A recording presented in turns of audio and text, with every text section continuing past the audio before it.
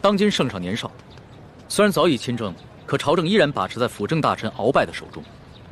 你说的暴政，可不关康熙皇帝的事儿啊。你说的这些啊，我都听不懂，但我只知道，皇上贵为天子，就要为老百姓负责，既已亲政，还让鳌拜为所欲为。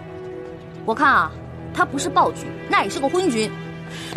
你要再敢胡说，我立刻……说的对，任由朝政把持在他人手中，不是暴君，也是昏君。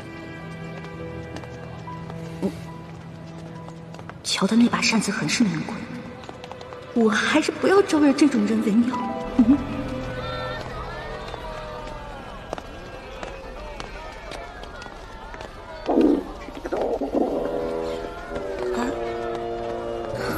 好了好了，我知道你饿了，要不然先把你填饱了，再去找猪哥哥他们。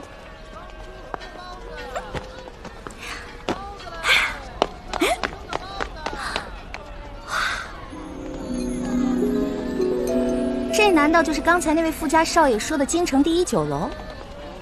那全京城最好吃的东西，肯定就在里面了。您慢走。哎呦，客官，您里边请。您请。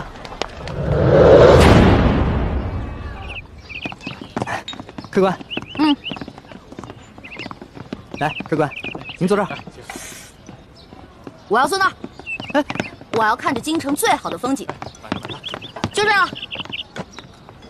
客官，您一个人犯得着用那么大的桌子吗？要不咱换换？我一个人怎么了？我能吃4个人的量。去，给我拿菜单。哎。哇！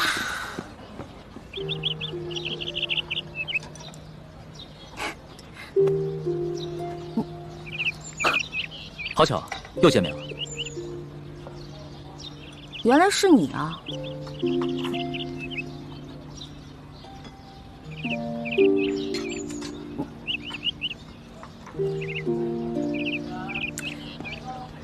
哎，这位大哥，你干嘛总盯着我看啊？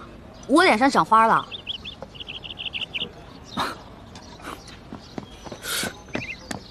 客官。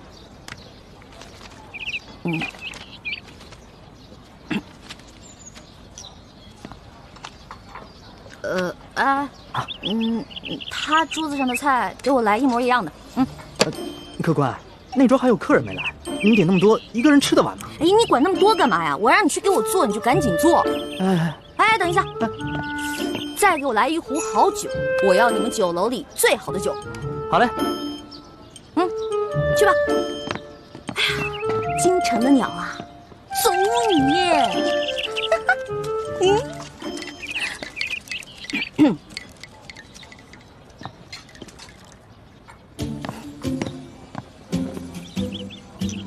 我说这位大哥，干嘛一直瞪着我看啊？还瞪我是吧？